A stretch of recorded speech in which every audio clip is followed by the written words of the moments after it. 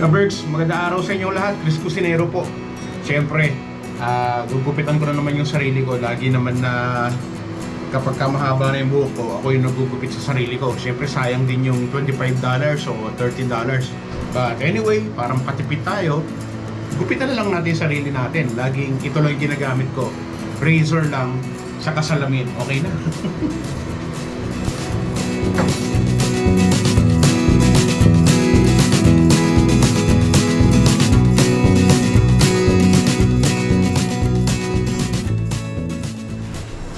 Ligo na tayo mga kaberks! Woo! Ang lamig! Ayos na kaberks! Bagong tabas na naman si Pipoy. Kaberks, magandang araw sa inyo. Meron tayong prime tuna dito. At maraming salamat sa prime tuna. Meron tayong gagamitin ngayon para sa ating kinilaw or kilawing tuna. Kung taga rito ka sa Calgary o taga rito ka sa Alberta o gusto mong pumunta ng Alberta para makatikim ng tuna, meron silang binebenta ng mga tuna steak kagaya nito. Ito nga palang mga produkto ng prime tuna is available kung dito kayo sa Calgary o gusto nyo pumunta dito sa Calgary at gusto nyo bumili ng mga parts ng tuna. Merong tuna steaks, may panga, may tiyan at kung ano-ano pang part. Available sila dito sa may New Horizon Mall, malapit lang sa Cross Iron Mills, sa kabilang side ng Cross Iron Mills. Merong mall doon at doon sila nagbebenta ng tuna. Pwede nyo silang puntahan doon at pwede nyo rin silang tawagan dito sa number na ito. So hindi ko naman lahat lulutuin tong tuna na to. So ito nga yung tuna na gagawin nating kilawin para sa araw na to, no? Ayos! Ang ganda nung ano niya, nung karne niya, kaberks. Di ba?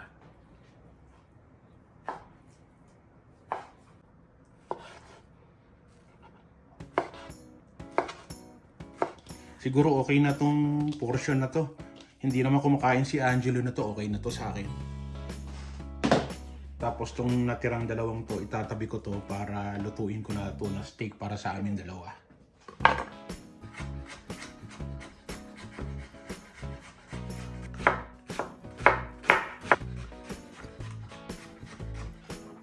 So yan na yung tuna natin. Lalagyan ko lang ng ginger o luya. Tapos lagyan na rin natin tong sibuyas. Yung ating cucumber o yung pipino. Lagyan ko lang itong mga to. Wala akong lemon dito sa bahay. Meron lang ako lime.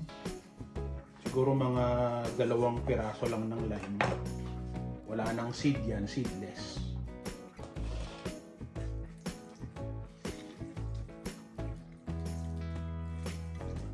Lalagyan ko na rin ng konting patis. Diba? Fresh na fresh. Pulang-pula talaga yung mga tuna. Panalo. Lagyan ko ng konting suka. Ayos na. Yun na yun. Lagyan ko ng sriracha. Ayos. Maraming sriracha.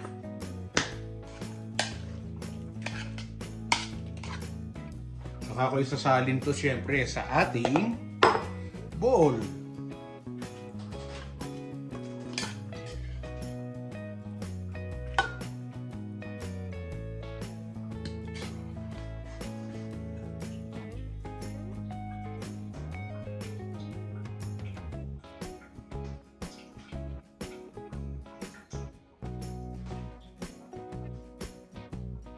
Ayos na.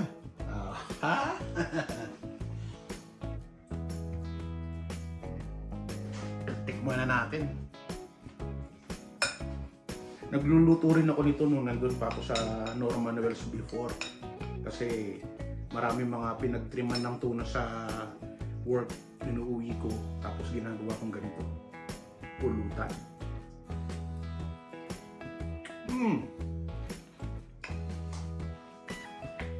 Sarap.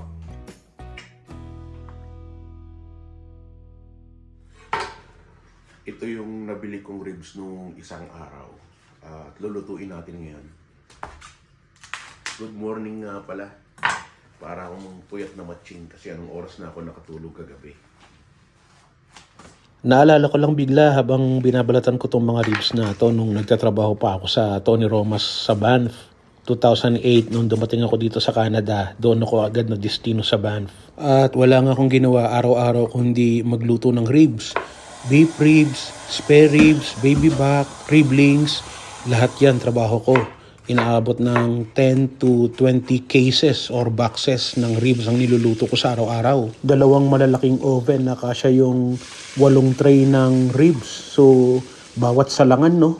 Talagang sobrang dami talaga ng mga ribs na niluluto ko ng mga panahon na yun. Kayang-kaya ko pang makipagbakbakan ng mga panahon na yun kasi ang bibigat talaga ng mga ribs na yan eh. Tapos bubuhatin mo yan bagong luto. May sabaw-sabaw pa. Talagang galing na kumukulo sa oven. Pero kinaya ko yun ng mga panahon na yun. Almost 20 years ago, syempre, batang-bata pa ako nun. Malakas pa ako nun sa kalabaw at saka gwapong-gwapo pa ako nung mga panahon na yun.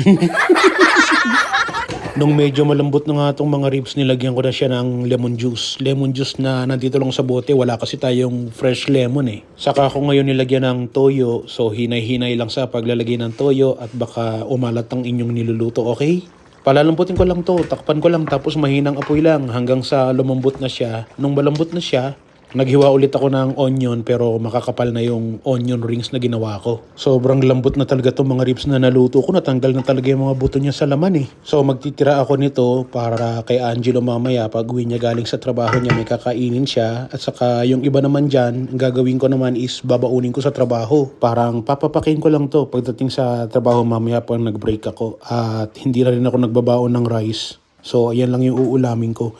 Kaya minsan malakas kami sa ulam kasi wala na kaming rice ngayon. Ang nangyayari pag nagpupunta kami ng Asian store o mga supermarket, hindi talaga kami bumibili ni Angelo ng bigas. Sinasadya talaga namin na wag bumili para hindi kami makapagluto sa bahay. Malamig, may snow, pero okay lang yan. Ang importante, maliwanag, mataas ang sikat ng araw. So tara mga ka-Berks, diretso na tayo sa trabaho. Simula na naman tayong lahat ng bagong taon ng pasasalamat, bagong pag-asa at bagong saya para sa pangarap at pamilya. Maging matatag sa mga pagsubok, maging positibo sa mga problema, makakaya yayan at malalagpasan. Tayong mga Pinoy, puno ng pag-asa.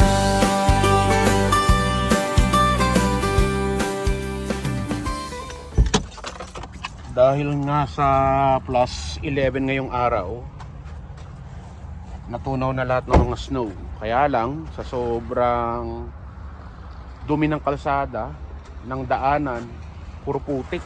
Lahat ng mga sasakyan, marumi, wala ka makitang magandang sasakyan ngayon. Lalo na yung sasakyan natin. Oh, gaano kadumi yan? Ayan oh. Kitang-kita nyo kung gaano kadumi. Kasi kita nyo naman yung ano, yung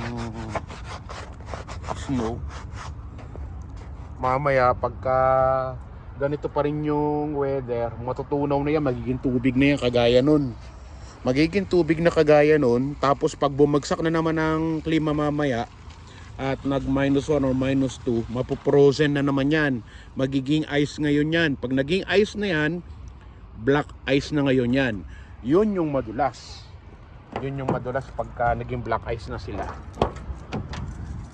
Kunin ko lang tong gamit ko. At pasok na tayo sa work. Di ko alam na ganito pala ka ano ngayon, katubig yung dadaanan. Sana pala nag-boots ako.